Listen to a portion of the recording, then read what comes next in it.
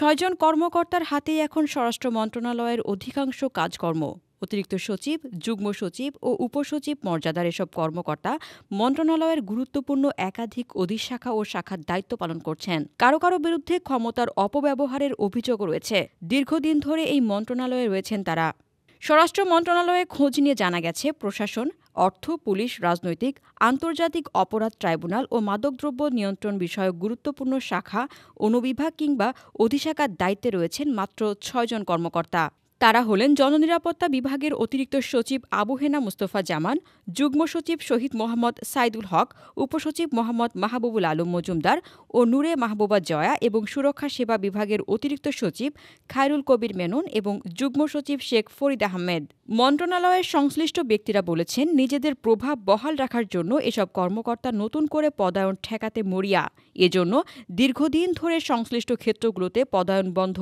মূলত এ ৬ কর্মকর্তাই মন্ত্রণালয়ের প্রভাবে ছড়ি ঘোরাচ্ছেন। সূত্র বলেছে, জননিরাপত্তা বিভাগের অতিরিক্ত সচিব আবু হেনা মুস্তফা জামান একই বিভাগের অনেকগুলো গুরুত্বপূর্ণ দায়িত্ব পালন করেছেন। তিনি প্রশাসন, অর্থ ও মেডিকেল অনুবিভাগ, রাজনৈতিক ও আন্তর্জাতিক অপরাধ ট্রাইব্যুনাল অধিশাখা ও আইসিটি সেলের দায়িত্ব পালন করছেন। তিনি ২০১৭ সালের দিকে উপসচিব হিসেবে যোগ দেন। এরপর একাধিক পদোন্নতি পেলেও একই মন্ত্রণালয়ে রয়েছেন।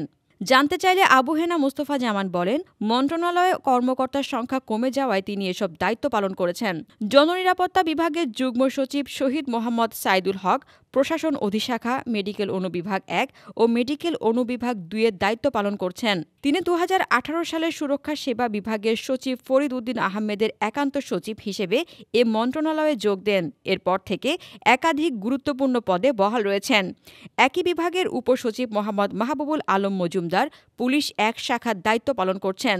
এছাড়া তাকে পুলিশ ৪ ও পুলিশ ৫ শাখার অতিরিক্ত দায়িত্ব দেওয়া হয়েছে। মাহবুবুল আলম মজুমদার এ মন্ত্রণালয়ে ৫ বছর ধরে কর্মরত। জননিরাপত্তা বিভাগের উপসচিব নূরে মাহবুবা জয়া কাজ করছেন পুলিশ ৩ শাখায়। এছাড়া এনটিএমসি ১ ও এনটিএমসি ২ শাখারও অতিরিক্ত দায়িত্ব পালন করছেন তিনি। নূরে মাহবুবা ২০১৫ সালের দিকে অবিভক্ত স্বরাষ্ট্র মন্ত্রণালয়ে যোগ দেন। এরপর ৪ বছরের জন্য মিশনে যান।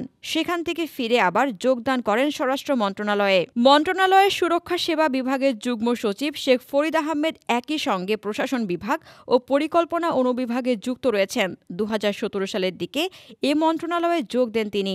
তখন থেকে একই মন্ত্রণালয়ে কর্মরত তিনি।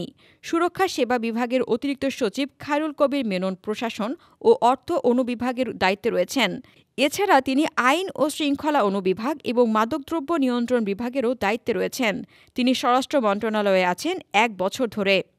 এ বিষয়ে জানতে চাইলে খায়রুল কবির মেনন বলেন, আইনশৃঙ্খলা বিভাগে একজন কর্মকর্তা যোগ দেওয়ার পর তার দায়িত্ব গতকালই ছেড়ে দিয়েছেন। জানতে চাইলে দুর্নীতি ও অনিয়ম নজরদারি প্রতিষ্ঠান ট্রান্সপারেন্সি ইন্টারন্যাশনাল বাংলাদেশ নির্বাহী পরিচালক ইফতেখারুজ্জামান বলেন, মন্ত্রণালয়ে একাধিক শাখা বা অধিশাখা গঠনের অন্যতম কারণ ক্ষমতার বিকেন্দ্রীকরণ। একজন একাধিক শাখা বা অধিশাখায় দায়িত্ব পালন করলে সেখানে বৈষম্য সৃষ্টি হয় ও ক্ষমতার অপব্যবহারের সুযোগ থাকে। অন্যদের মাঝে কাজে নিষ্ক্রিয় মনোভাব সৃষ্টি হয়। এ বিষয়ে নজর দেওয়া জরুরি। এ বিষয়ে দৃষ্টি আকর্ষণ করা হলে স্বরাষ্ট্র উপদেষ্টা লেফটেন্যান্ট জেনারেল অবসরপ্রাপ্ত জাহাঙ্গীর আলম চৌধুরী কোনো মন্তব্য করতে রাজি হননি। Desk report, বার্তাবাজার।